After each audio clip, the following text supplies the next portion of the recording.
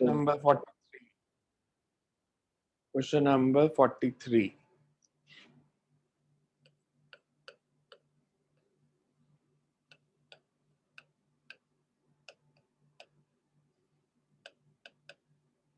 Page number 53.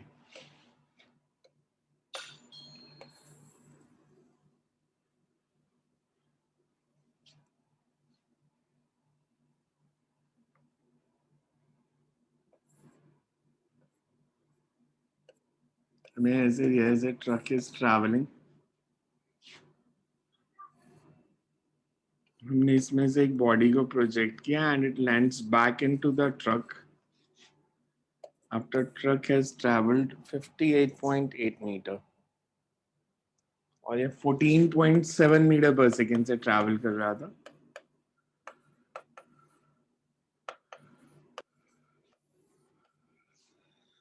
हमने इसमें से एक बॉडी को प्रोजेक्ट किया, it goes up and lands back into the truck. हमने बताना है what should be the speed of that body and angle of projection. दो केसेस करने हैं. As seen from the truck उसकी स्पीड कितनी थी, as seen from the ground उसकी स्पीड कितनी थी.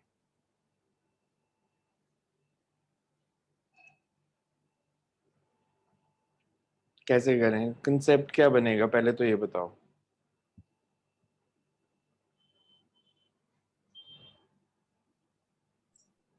सर जब ग्राउंड से देखेंगे तो वर्टिकल डायरेक्शन कंसीडर करेंगे और जब ट्रक के बाहर से देखेंगे तो हॉरिजॉन्टल. ट्रक के सर जब कोई ट्रक के मतलब कंपैरेटिव बाहर खड़े होकर देखा है तो फिर वो हॉरिजॉन्टल में जाएगा उनके लिए, और अगर हम ट्रक के अंदर खड़े होकर देख रहे हैं तो हमारे लिए वर्टिकल. ट्रक के बाहर से हॉरिजॉन्टल नहीं हो सकता. सर जो ट्रक के बाहर होगा उसको वो पैराबोलिक पाथ करेगा और जो अंदर होगा जो वो ट्रक के बाहर होगा उसको उसे straight पैराबोलिक up and दिखेगा, जो ट्रक से देखेगा उसे वर्टिकल दिखेगा. बिकॉज जो ट्रक के बाहर से देख रहा है उसको तो यही लगेगा ना कि ये बॉडी ऐसे गई है. जो बाहर से देख रहा है उसके तो यही पाथ नजर आएगा. जो ट्रक से देख रहा है उसको लगेगा कि बॉडी सीधा ऊपर गई और सीधा नीचे आई. तो कैसे निकालें इसमें वेलोसिटी और एंगल ऑफ प्रोजेक्शन. सर एक बार ही तो रेंज का फॉर्मूला लग जाएगा, उसमें यू गिवन है, रेंज पता है, यू थीटा कहाँ और गिवन है, एक मिनट यू कहाँ गिवन है. बॉडी के लिए ट्रक की वेलोसिटी दी है, बॉल की थोड़ी दी है. सर कोई बॉल भी थोड़ी इनिशियली फिट हो उसमें ही जाएगा. थी. क्या चीज.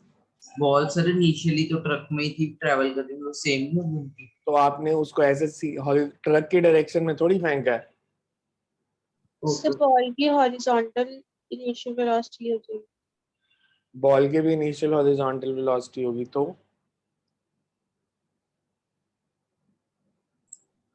सो मतलब u cos थीटा में 14.7 एक्सेलरेशन हॉरिजॉन्टल डायरेक्शन में हम जीरो लेते हैं.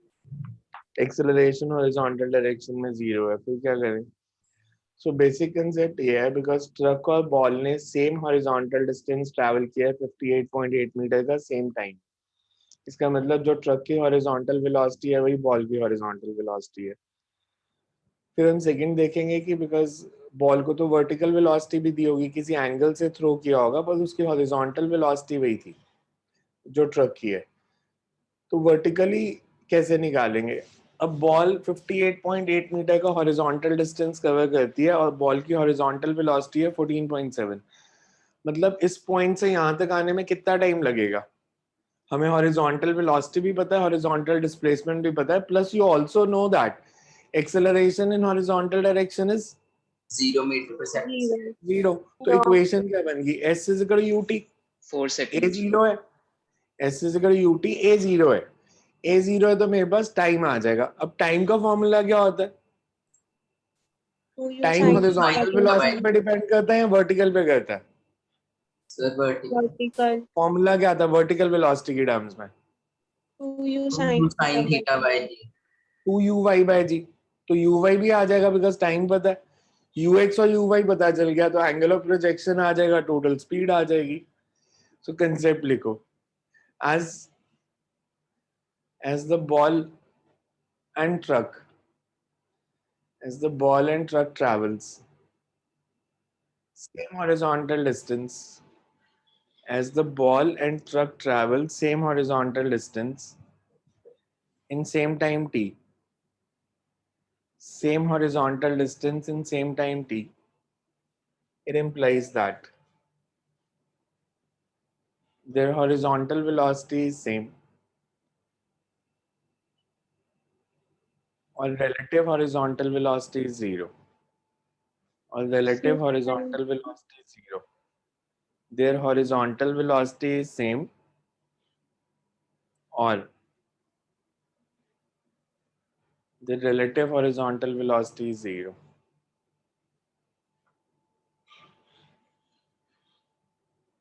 As the ball travels 58.8 meter, as the ball travels 58.8 meter in horizontal direction and acceleration in horizontal direction is zero.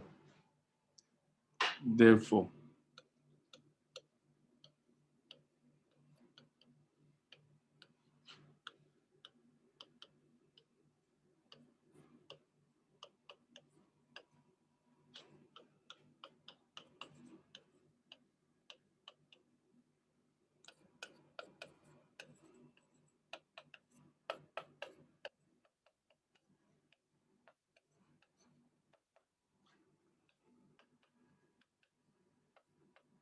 ये वैल्यू देख लो कितनी आती है, इसकी वैल्यू देख लो.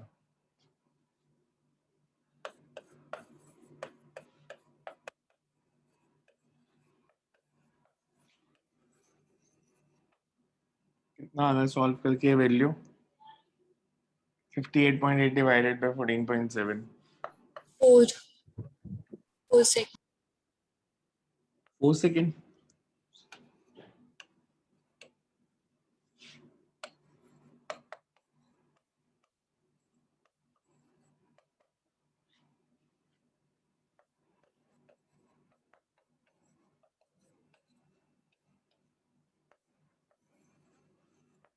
वर्टिकल वेलोसिटी आ गई 19.6.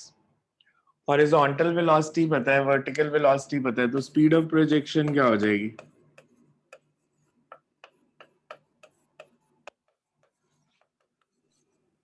At the root of ux square plus uy square. Root of ux square plus uy square.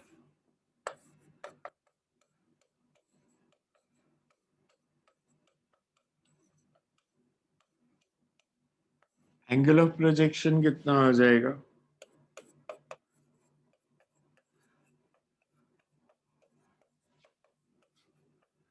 As seen from ground.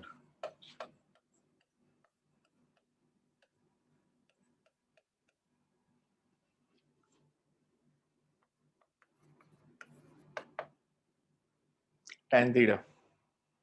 ऐसे देखो. Horizontal velocity है ux.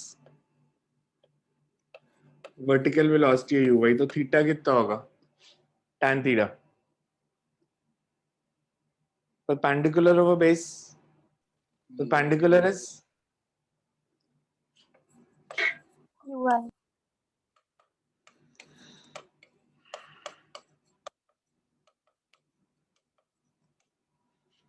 tan theta की value 4/3. That means theta is tan inverse 4/3.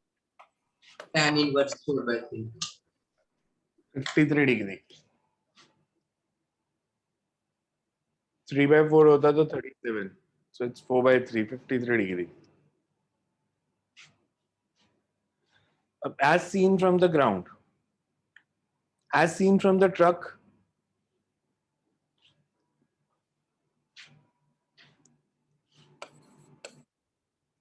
अगर मैं आपसे पूछूं truck की velocity है कितनी वेक्टर फॉर्म में? ट्रक की वेलोसिटी वेक्टर फॉर्म में कितनी है? 14.7 I 14.7 I cap. plus 14.7 I cap. और जिस बॉल को थ्रो किया उसकी वेलोसिटी कितनी है वेक्टर फॉर्म में? 14.7 I cap plus 19.6 J cap. Relative velocity कितनी होगी बॉल की? Relative velocity is vector subtraction ub minus ut, तो कितनी आई? 19.6 मतलब अगर ट्रक से देखोगे तो ball is moving vertically upwards with 19.6 metre per second.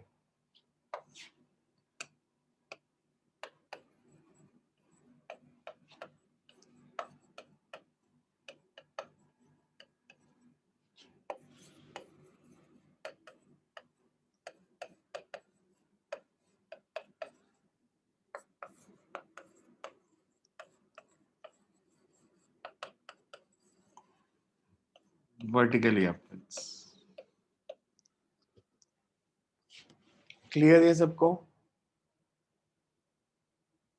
समझ में आया कैसे किया सारा न्यूमेरिकल?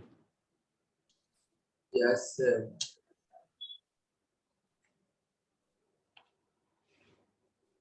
सो हाँ जी. तो आपने कंसेप्ट में एक लाइन लिखवाई है कि हमने रिलेटिव वेलोसिटी जीरो ली है, relative horizontal velocity. Horizontal relative.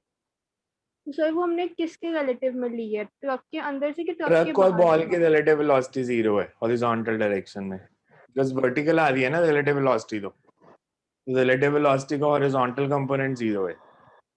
Okay sir. Next question number 37.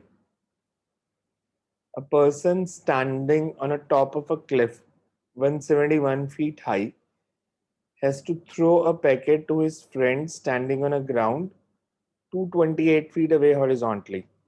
If he throws the packet directly aiming at a friend with a speed of 15 feet per second, how short will the packet fall? हमें ऐसे given है.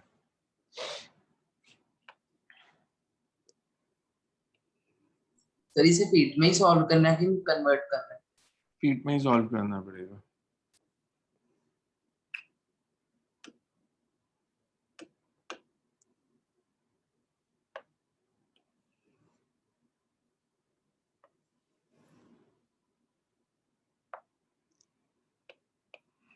One 171 feet high. A man is standing. His friend is standing 228 feet away.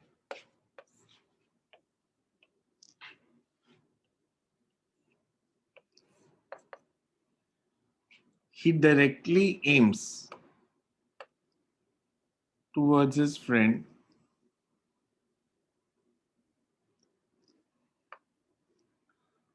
और वो ऐसे ball को throw करता है, पर ग्रेविटी के कारण ये ऐसे स्ट्रेट तो नहीं जाएगी. Because of gravity the ball will follow this path और यहाँ पे कहीं गिर जाएगी. हमने ये डिस्टेंस बताना है कितना, x. अगर वो फेंकता डायरेक्ट a से b की तरफ है 15 feet, but because of gravity it follows parabolic path and the ball will fall at c. तो हमें bc डिस्टेंस बताना है कितना. क्वेश्चन समझ आया सबको? Yes sir. अब ये ना हॉरिजॉन्टल प्रोजेक्टाइल है ना ऑब्लिक प्रोजेक्टाइल है, मतलब फॉर्मूला कोई नहीं लगना जो हमने ड्राइव किया. उनमें से कोई फॉर्मूला नहीं लगेगा जितने भी हमने अभी तक ड्राइव किए हैं. न्यूमेरिकली इसको सॉल्व करना है. कंसेप्ट डिफरेंट नहीं है, हॉरिजॉन्टल और वर्टिकल डायरेक्शन अलग अलग लेके सॉल्व करेंगे. ग्रेविटी में मूव कर रही है, हॉरिजॉन्टल एक्सेलरेशन 0 है, वर्टिकल एक्सेलरेशन g है. So you can write the concept first. If a man standing at point A, if a man standing at point A aims directly towards B, if a man standing at A aims directly towards B, then due to gravitational force,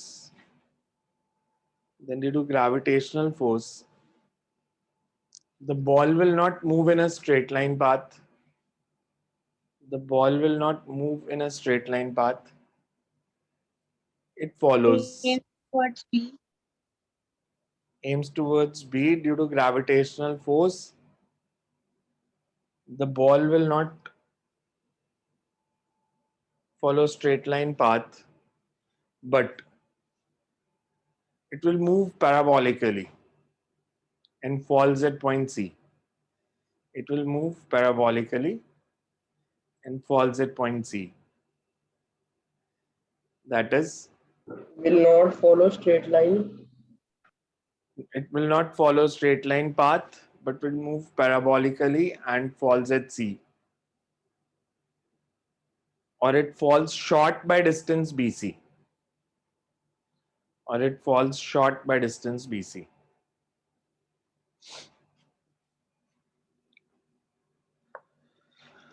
हमारे पास ये angle of projection है theta.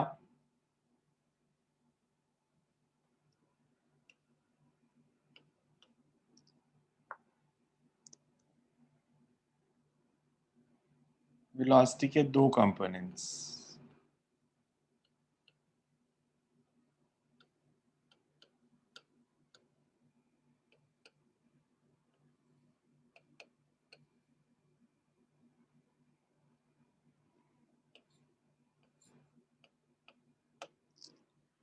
u sin theta and u cos theta.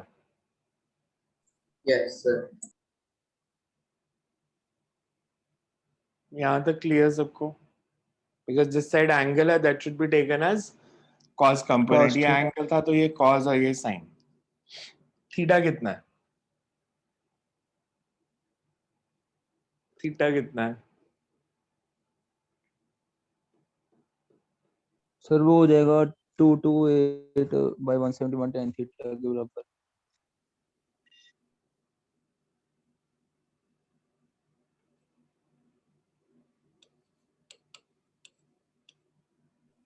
Sir वो maximum height पे क्यों निकाल सकते?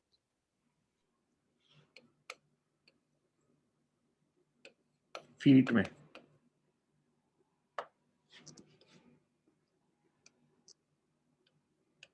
तो horizontal velocity आ गई 12 और वर्टिकल वेलोसिटी आ गई 9. बिकॉज अगर आप इसको देखो 2 tan थीटा कितना बन रहा है? tan theta is 1.33 228 by 171. 171. That means 4/3. 4/3 means 53. तो 15 sin 53. Sin 53 क्या होता है? 4/5. 4/5 और ये 3/5. तो 15 into 3/5 और 15 into 4/5. बिकॉज मैं यहाँ पे यूज कर रहा हूँ.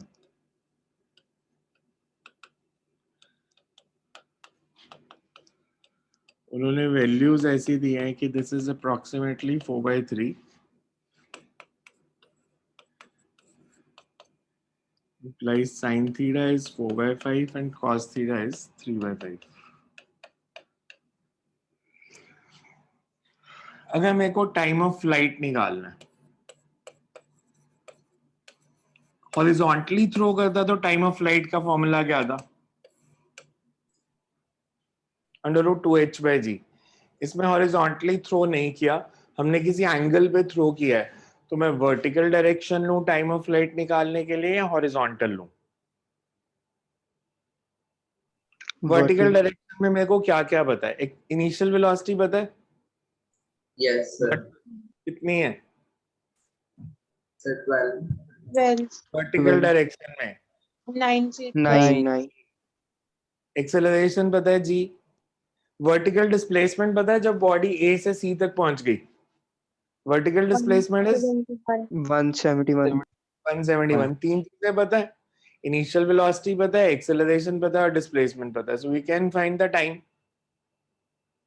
हम टाइम निकाल लेंगे कि टाइम कितना लगा. उसके बाद हम हॉरिजॉन्टल डायरेक्शन ले लेंगे.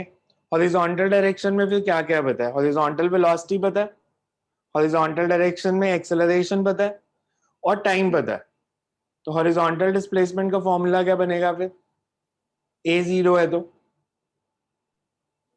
ut और u हमें पता है, t हमने फर्स्ट पार्ट में निकाल लेना.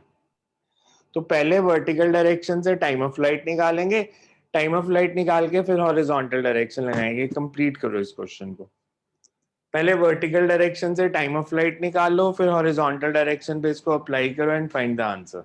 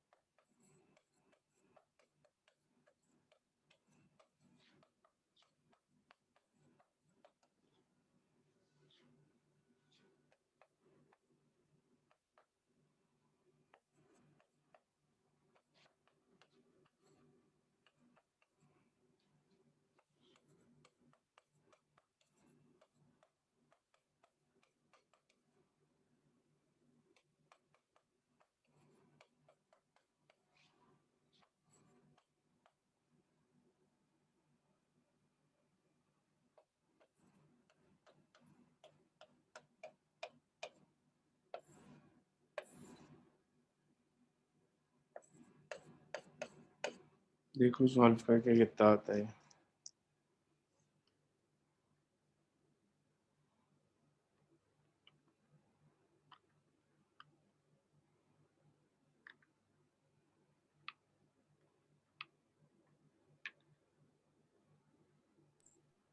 सर 105 आ रहा। मैथ्स के सम जब आप मेरे से सॉल्व कराओगे ना तो ये बहुत अच्छी बात नहीं होती।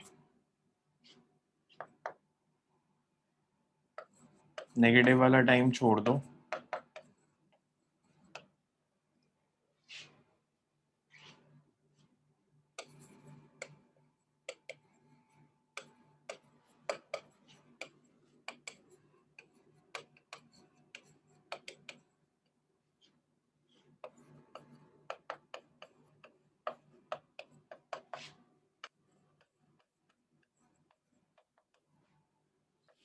सर टाइम √2h/g से भी निकाल सकते थे। √2h/g कौन सा फॉर्मूला था? √2h/g कौन सा फॉर्मूला था जब बॉडी को कैसे थ्रो किया था? ड्रॉप ड्रॉप या इंक्लाइन प्लेन। हॉरिजॉन्टली? हॉरिजॉन्टली। मैंने न्यूमेरिकल शुरू होते ही बोला कि कोई फॉर्मूला नहीं लगेगा जो आपने ड्राइव किया है, बिकॉज ये हमने किया ही नहीं है, किसी एंगल पे थ्रो किया है। ये फिजिक्स में फॉर्मूला किसी काम नहीं आते आपको अब तक, मतलब इतने देर में, जितनी देर से हम फिजिक्स की क्लास लगा रहे हैं, खास करके जब से काइनेमैटिक्स शुरू हुआ है, आपको आइडिया लग गया होगा कि मैथ्स और केमिस्ट्री कुछ नहीं है फिजिक्स के रिलेटिव। बैंड हमेशा फिजिक्स बजाएगी आपका अच्छे से। और अभी तो मैं लेवल बढ़ा नहीं रहा, बहुत मीडियम से लेवल पे रखा हुआ है फिजिक्स को, बिकॉज मेरे को लग रहा है कि बाउंसर्स पढ़ रहे हैं आपको अभी भी। आप बोलो या ना बोलो, आप में से बहुत सारे लोगों को ये टफ लगनी शुरू हो गई है अभी से ही। मतलब मेरे पास दो ऑप्शन है, या तो मैं एनसीईआरटी पे फोकस करता हूँ। मैंने पूछा था आपसे कि बोर्ड और कंपटीशन पढ़ना है कि सिर्फ बोर्ड पढ़ना है। बोर्ड पढ़ना होता मैं एनसीईआरटी पढ़ाता, आसान आसान पढ़ाता, अब सारे बहुत खुश चले जाते कि सारी फिजिक्स समझ में आ गई। बट उसका फायदा कंपटीशन में नहीं मिलना आपको बिल्कुल भी, अगर मैं बेसिक्स पर टिका रहा तो। मेरे को भी मतलब क्या प्रॉब्लम है, मेरा काम आसान हो जाएगा, मैं आपको सिंपल वैल्यू वाले न्यूमेरिकल दूंगा, फॉर्मूला में वैल्यूज डालो, आंसर आ गया, आप भी खुश मैं भी खुश। तो फिजिक्स तो उससे डेवलप हुई नहीं है हमारी, हम बस खुश ही हैं दोनों लोग। तो मेरे को आपकी खुशी की 1% भी चिंता नहीं है, पहले सुन लो। मैंने लिटरली 2 साल टॉर्चर करना, जो टॉर्चर होने के लिए तैयार है, एंट्रेंस उसी का क्लियर होना है, खास करके नेशनल एंट्रेंस, आईआईटी और मेडिकल कॉलेज के नेशनल कॉलेजेस, उसी को मिलने हैं जो 2 साल टॉर्चर होने के लिए तैयार है। अगर आप बोलो आप बहुत रिलैक्स्ड वे में पढ़ोगे, आप सोचोगे 10th जैसी फिजिक्स ही है या मैं बहुत आसान पढ़ाऊं, तो फिर आप मेरे को बता देना, मैं ऐसे लोगों का बैच अलग कर दूंगा, बोर्ड का पढ़ा दूंगा, मेरा भी काम आसान हो जाएगा एक बैच में। बट अच्छा पढ़ना है तो मेहनत तो करनी पड़ेगी, ध्यान से सुनना पड़ेगा। मैंने न्यूमेरिकल के शुरू में बोला था कोई फॉर्मूला नहीं लगना, फिर भी फॉर्मूला लगाना है √2h/g। सो 36 फीट का डिस्टेंस इसने ट्रैवल किया है, मतलब मैंने ये डिस्टेंस निकाल लिया, ये 36 फीट है। तो कितना शॉर्ट है, x विल बी 228 - 36।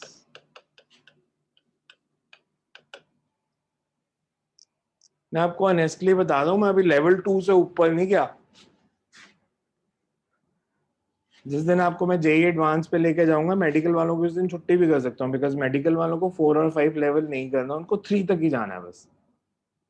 तो नॉन मेडिकल वालों को तो 5 तक जाना है, अगर आईआईटी में जाना है तो।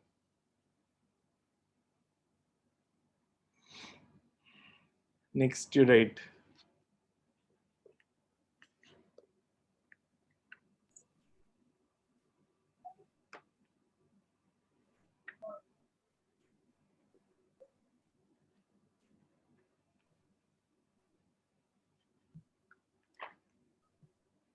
Excuse me sir. हाँ जी, सर इस क्वेश्चन में आपने एक्सेलरेशन 32 फीट पर सेकंड स्क्वायर कैसे लिए? बिकॉज जी क्या होता है, जी की वैल्यू आपको क्या पता है? आपको जी की कौन सी वैल्यू पता है? 9.8 9. आपको FPS में भी याद रखनी पड़ेगी, ये फीट पर सेकेंड स्क्वायर में है, क्योंकि सारा न्यूमेरिकल फीट में है, तो जी को भी फीट में ही लेना पड़ेगा ना। Okay sir. So you can write next.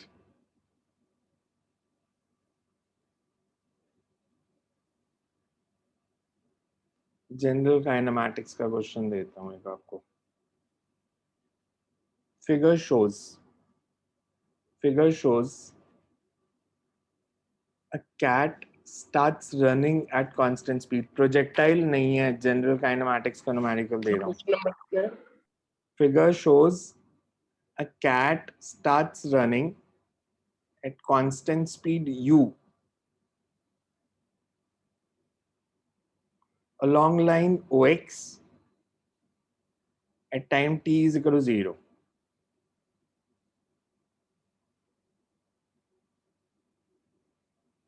At the along line OX at time t is equal to 0. At the same time, a dog located at point A starts running with constant speed v, bracket में लिख लो greater than u, constant Located speed at A starts running with constant speed v, bracket में write v greater than u to catch the cat.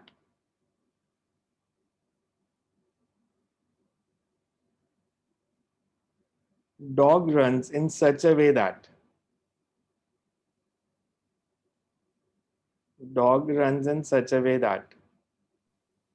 Can you please repeat from running? with constant speed v, bracket में v greater than u to catch the cat. Dog runs in such a way that its velocity vector is always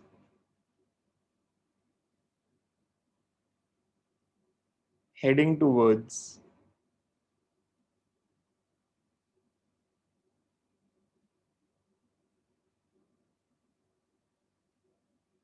the cat. Find.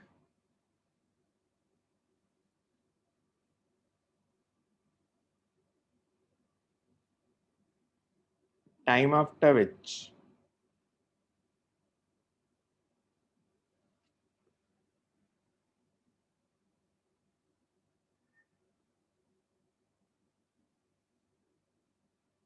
dog will catch the cat. I will give you time इस numerical को solve करने के लिए। Numerical मैं समझा देता हूँ, time दूंगा एंड लेट्स सी कौन कर पाता है। प्रोजेक्टाइल नहीं है, जनरल काइनेमैटिक्स है। हमें ऐसे दिया है, a cat is at point O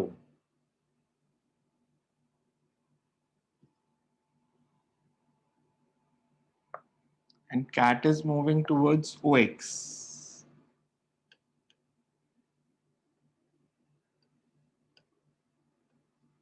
with a speed u.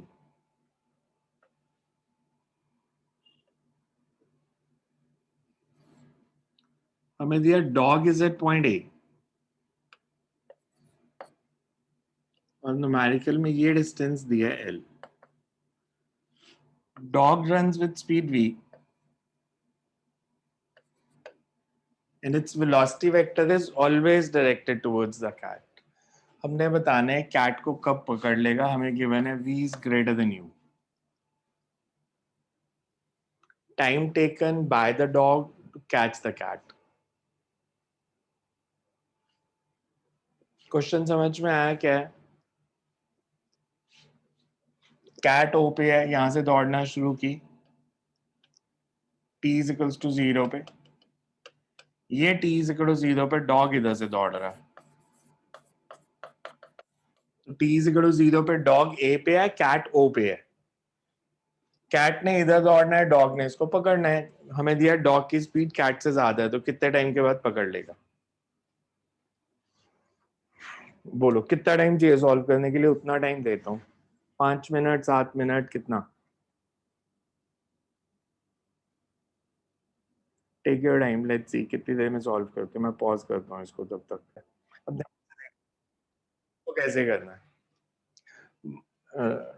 Dog जो है वो कर्व्ड पाथ फॉलो करेगा, पैराबोलिक नहीं, फाइव वाले कर्व्ड। डायमेंशन है। पैराबोलिक और कर्व्ड अलग अलग पाथ होते हैं। ऐसे जाएगा डॉग इसको पकड़ने के लिए, और मान लो यहां तक आते आते डॉग ने इसको पकड़ लिया।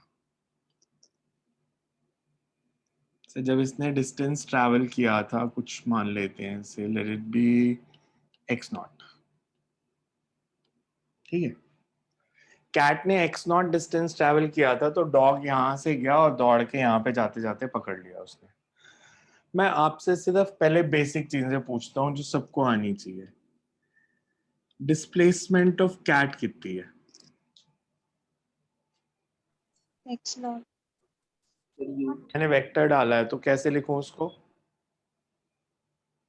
x naught i cap x naught i cap, very good. Similarly मेरे को बताओ डिस्प्लेसमेंट ऑफ डॉग कितनी है जब उसने कैट को पकड़ लिया? x naught i cap plus l j cap x naught i cap plus l j cap, good. अब मैं आपसे पूछूं रिलेटिव डिस्प्लेसमेंट कितनी है? Relative displacement of dog with respect to cat.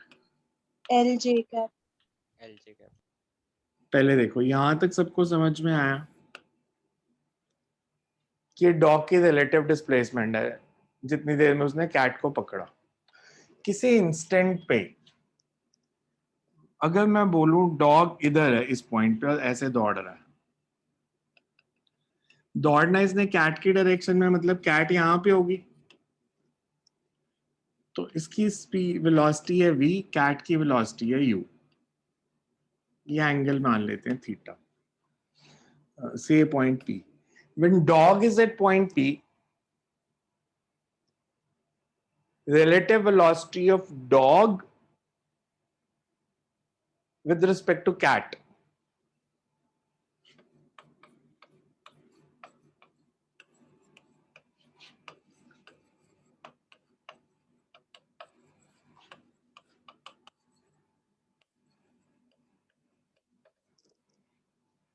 से दोनों कांस्टेंट वेलोसिटी से जा रहे हैं। मतलब use the words very judiciously. Constant velocity नहीं constant speed, because dog अपनी डायरेक्शन बदल रहा है, स्पीड कांस्टेंट है। तो हम ऐसे रैंडमली टर्म्स यूज नहीं करेंगे जो हमारा कंसेप्ट खराब करे। कांस्टेंट वेलोसिटी का मतलब होता है कि डॉग स्ट्रेट लाइन पाथ में मूव कर रहा है। मैं आपसे पूछूं डॉग की रिलेटिव वेलोसिटी अलोंग पीसी कितनी होगी? डॉग की वेलोसिटी तो v है, कैट की वेलोसिटी इस डायरेक्शन में कितनी है? Velocity of cat along PC, अगर ये u है, ये थीटा तो ये भी थीटा, ये कंपोनेंट कौन सा होगा? u cos या u sin? Because u cos। तो इन दोनों की रिलेटिव वेलोसिटी क्या होगी? एक ही डायरेक्शन में मूव कर रहे हैं, तो रिलेटिव वेलोसिटी क्या होती है? डॉग भी इधर जा रहा है, कैट की वेलोसिटी भी इस डायरेक्शन में u cos थीटा है, तो रिलेटिव वेलोसिटी अलोंग pc कितनी होगी? v minus u cos theta.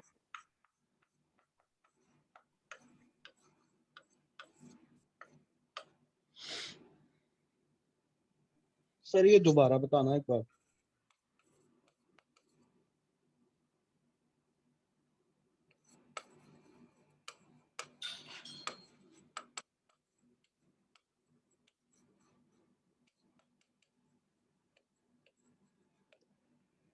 Relative displacement हम ले रहे हैं, डॉग इधर जा रहा है वेलोसिटी v से, कैट की वेलोसिटी इस डायरेक्शन में u cos थीटा है, तो इनकी रिलेटिव कितनी हो गई? सेम डायरेक्शन में हो तो रिलेटिव वेलोसिटी क्या होती है? ऐड या डिफरेंस? तो फिर v minus u cos theta. Okay अब रिलेटिव वेलोसिटी है v minus you cos theta, displacement कितनी हो जाएगी? Relative displacement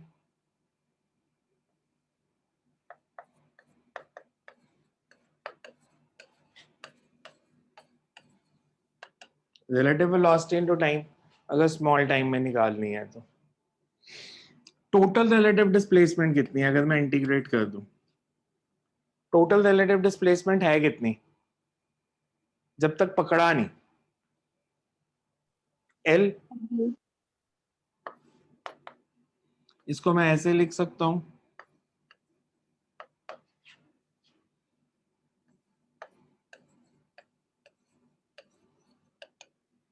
minus you cos theta into D T.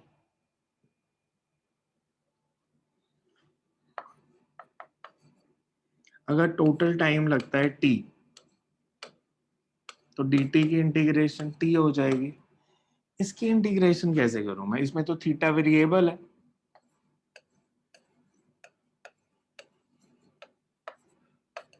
इसकी इंटीग्रेशन क्या होगी? cos theta dt,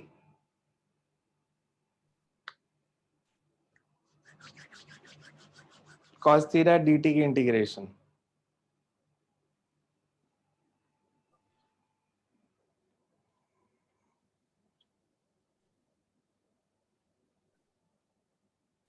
cos theta dt की इंटीग्रेशन कोई बता सकता है?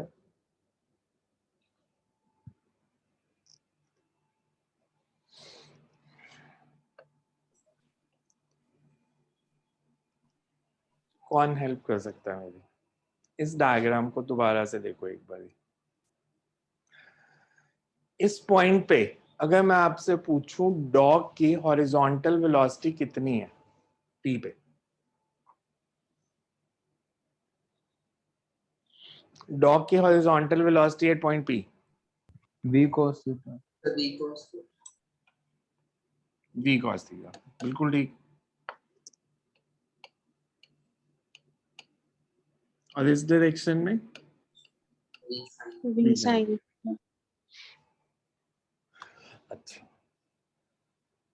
अगर यहां से इस पॉइंट तक पहुंचने में टाइम लगा t, कैपिटल T, तो कैट की डिस्प्लेसमेंट कितनी है हॉरिजॉन्टल डायरेक्शन में?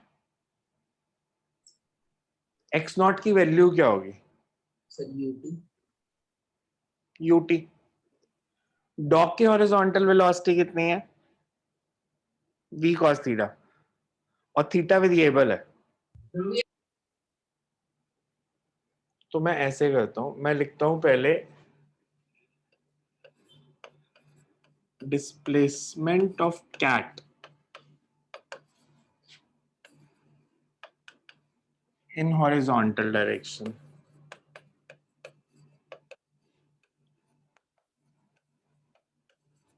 in time t, in total time t।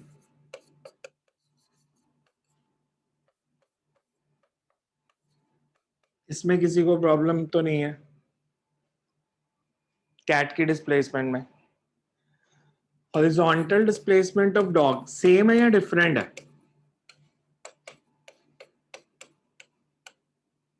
Same है। तो डॉग की वेलोसिटी कितनी है v हॉरिजॉन्टल डायरेक्शन में? v cos थीटा, और ये वेरिएबल है। अगर वेरिएबल वेलोसिटी हो तो मैं सीधा वेलोसिटी इनटू टाइम कर सकता हूं। अगर v वेरिएबल हो तो डिस्प्लेसमेंट के लिए मैं लिख सकता हूं वेलोसिटी इनटू टाइम, या नहीं लिख सकता? No sir. because x नहीं लिख सकता। तो हम लेते हैं कि पहले स्मॉल टाइम dt में इसकी डिस्प्लेसमेंट है v cos theta into dt, total displacement x not है, मतलब इसकी इंटीग्रेशन x नॉट है। ये जो है this is displacement in small time dt, कि पहले हमने छोटे से टाइम में डिस्प्लेसमेंट निकाल ली, फिर इंटीग्रेट कर दिया तो टोटल डिस्प्लेसमेंट आ गई। इसको मैं ऐसे भी लिख सकता हूं,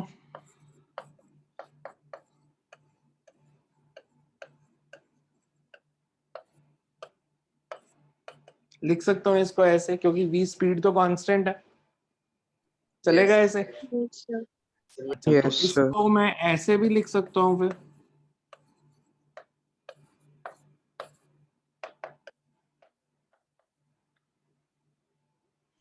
Yes, sir. लिख सकता हूँ, हो गया सॉल्व, ये वैल्यू इधर डाल दो,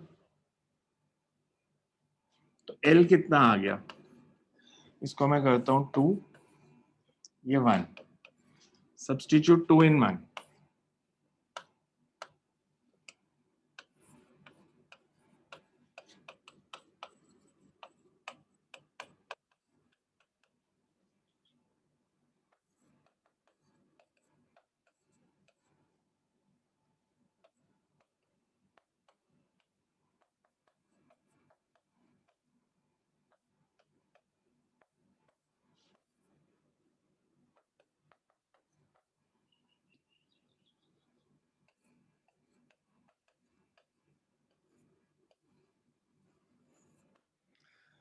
इतने टाइम के बाद कुत्ता बिल्ली को पकड़ लेगा।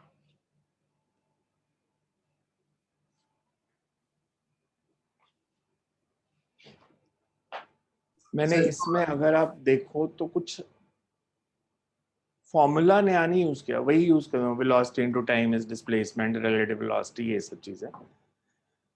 ये न्यूमेरिकल कराने का पर्पस ये है कि दे एक्सपेक्ट, जो पेपर बनाते हैं दे एक्सपेक्ट कि आप ऐसे क्वेश्चन सॉल्व करोगे, दे डोंट एक्सपेक्ट कि फॉर्मूला वाले क्वेश्चन आपसे। इंडिया की सबसे बड़ी प्रॉब्लम है पॉपुलेशन, सीट्स कम है, बच्चे बहुत ज्यादा हैं, तो उनको क्रीम सेलेक्ट करनी है। जलंधर का जितना मर्जी अच्छा रिजल्ट भी किसी साल आया हो ना, जलंधर में आईआईटी में 10 से 11 से ज्यादा बच्चे कभी नहीं गए, नेशनल मेडिकल कॉलेजेस में 3 से 4 से ज्यादा बच्चे कभी सेलेक्ट नहीं हो पाए। तो अगर उस तरह के एम रखते हो तो फिर मेहनत करनी पड़ेगी, टॉप 3-4 में आना पड़ेगा जलंधर सिटी में अगर मेडिकल ले रखी है तो, एंड दे एक्सपेक्ट कि आप ऐसे क्वेश्चन सॉल्व करोगे। इसमें देखो कुछ नहीं समझ आया तो सर cos थीटा की इंटीग्रेशन का कोई डायरेक्ट फॉर्मूला नहीं है? बिकॉज cos थीटा की इंटीग्रेशन आप कर नहीं पाओगे क्योंकि ये डबल वेरिएबल है, ये थीटा भी वेरी कर रहा है, टी भी वेरी कर रहा है। आपको +1 +2 में ऐसा कोई मेथड नहीं सिखाएंगे, अभी सिंगल वेरिएबल इंटीग्रेशन सिखाएंगे, तो यही ट्रिक लगानी पड़ेगी।